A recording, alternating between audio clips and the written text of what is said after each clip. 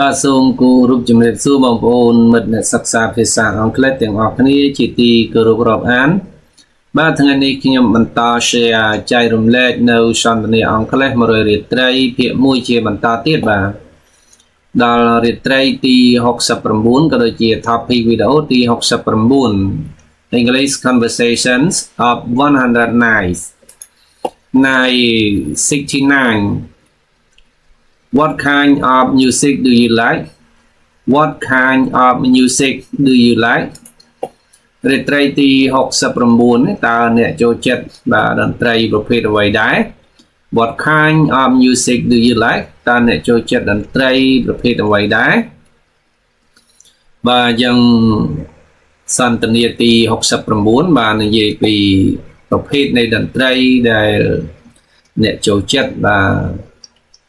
យើងចូលចិត្តតន្ត្រីប្រភេទអី Hey Bopha what kinds of music do you like to listen to Bopha what kinds of music do you like to listen to ចឹងថា Bopha តើអ្នកចូលចិត្តស្ដាប់តន្ត្រីប្រភេទអ្វីដែរ What kinds of music do you like to listen to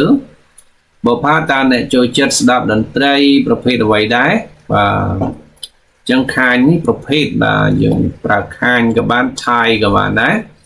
Now what kind of music what type of music បាទតន្ត្រីប្រភេទអី Do you like to listen to ដែលអ្នកចូលចិត្តស្ដាប់ហ្នឹងបាទចឹង B ហ្នឹងគឺបុប្ផាគាត់ឆ្លើយថា all kinds but mostly pop rock and classical music all kinds but mostly pop rock and classical music ចឹងបុប្ផាគាត់ឆ្លើយថាគ្រប់ប្រភេទតែម្ដង all kinds បាទចូលចិត្តគ្រប់ប្រភេទណាតែប៉ុន្តែបាទភាគច្រើនណាប៉ុន្តែភាគច្រើននៃបាត់ N បាត់បាទអក្សរ no ហ្នឹងចឹងភាគច្រើនហ្នឹងតន្ត្រីសម័យបាទ but mostly pop បាទប៉ុន្តែភាគច្រើនហ្នឹងគឺគាត់ចូលចិត្តតន្ត្រីសម័យតន្ត្រី rock ហើយនឹងតន្ត្រីបុរាណ classical music បាទតន្ត្រីបុរាណ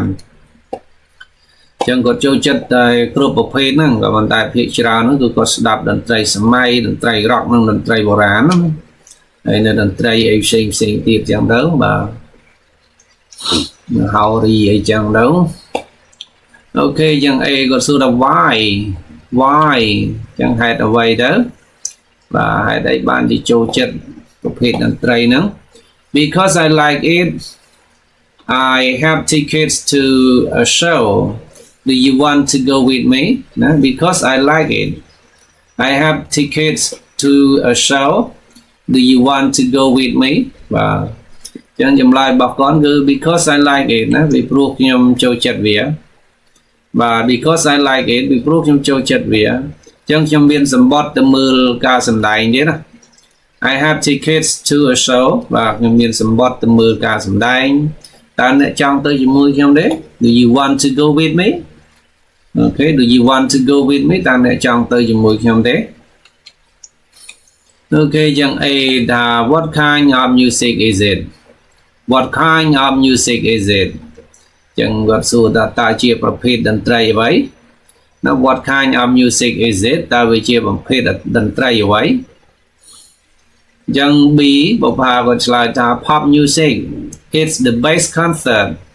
pop music it's the best concert ចឹងថាតន្ត្រីសម័យ pop music តន្ត្រីសម័យចឹងវាជាការប្រគំតន្ត្រីដ៏ល្អបំផុតហ្មង It's the best concert ចឹងវាជាការប្រគំតន្ត្រីបាទដ៏ល្អបំផុតចឹង A ថា when is it អូខេចឹងថាតើវានៅពេលណាអូខេ when is it តើវានៅពេលណាដែរអូខេចឹង B ថា at 8 p.m. tomorrow night at 8 p.m. tomorrow night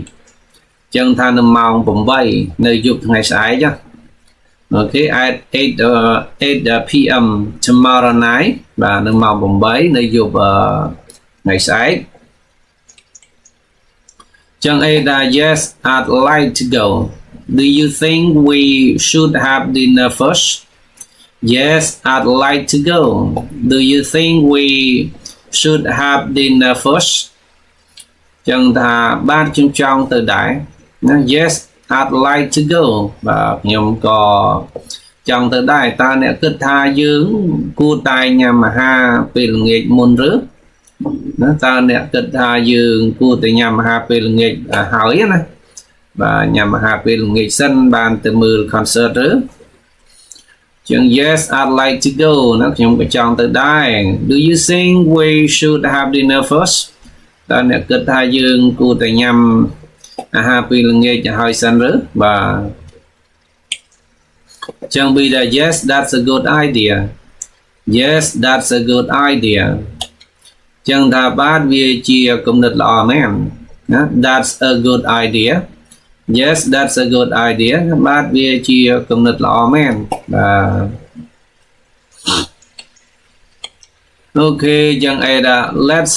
let's eat at the at the restaurant across the street from my apartment. Let's eat at the restaurant across the street from my apartment. ចឹងថាតោះយើងទៅញ៉ាំនៅភោជនីយដ្ឋានឆ្លងផ្លូវពីផ្ទះល្វែងរបស់ខ្ញុំទៅបាទយើងទៅញ៉ាំកន្លែង restaurant គេណា restaurant គេហ្នឹងបាទឆ្លងផ្លូវនៅពីផ្ទះល្វែងរបស់គាត់ណាចឹងគាត់ប្រាប់ថា Mr. A គាត់ប្រាប់ថា Let's eat at the restaurant across the street from my apartment ចឹងថាតោះយើងទៅញ៉ាំនៅភោជនីយដ្ឋានឆ្លងផ្លូវពីផ្ទះល្វែងរបស់ខ្ញុំទៅបាទចឹង be that oh I think I know the place you mean we ate there last month right oh I think I know the place you mean we ate there last month right ចឹងថាអូខ្ញុំគិតថាយើងខ្ញុំគិតថាខ្ញុំដឹងកន្លែងដែលអ្នកចង់និយាយហើយបាទឬក៏ខ្ញុំគិតថាខ្ញុំស្គាល់កន្លែងដែលអ្នកចង់និយាយហើយណាយើងបានញ៉ាំទីនោះកាលពីខែមុនមែនទេ right ត្រឹមត្រូវទេមែនទេចឹង be that oh I think I know the place you mean បាទយ៉ាងថាអូខ្ញុំគិតថាខ្ញុំដឹងណាខ្ញុំដឹងកន្លែងដែលអ្នកចង់និយាយហើយបាទឬក៏ខ្ញុំគិតថាខ្ញុំស្គាល់កន្លែងដែលអ្នកចង់និយាយហើយចឹង we ate there last month ចឹងយើងបានញ៉ាំទីនោះបាទយើងបានញ៉ាំទីនោះកាលពីខែមុនមែនទេ right បាទមែនទេ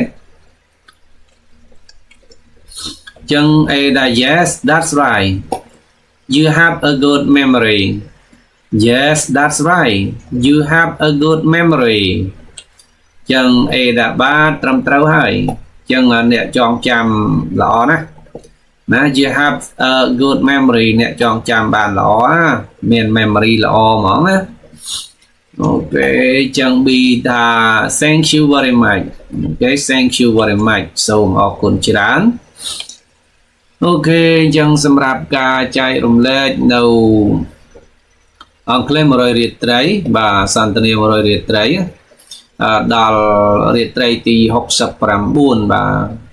ទក៏សូមស្លេះត្រឹមប៉ុណ្ណេះបាទសូមបងប្អូនរងចាំតាមដាននៅរៀលត្រីទី70ជាបន្តទៀតបាទក៏សូមអធិស្ឋានរាល់កំហុសខុសឆ្គងប្រសិនបើបងប្អូនមិនទាន់បានចុច Subscribe Channel របស់ខ្ញុំបាទសូមបងប្អូនចុច Subscribe ម្នាក់មួយដើម្បីទទួលបាននៅវីដេអូទាក់ទងទៅនឹងការចែករំលែកចំណេះដឹងភាសាអង់គ្លេសផ្សេងៗជាបន្តទៀតបាទក៏សូមជូនពរបងប្អូនសំណាងល្អគ្រប់គ្នាផងដែរបាទសូមអរគុណច្រើន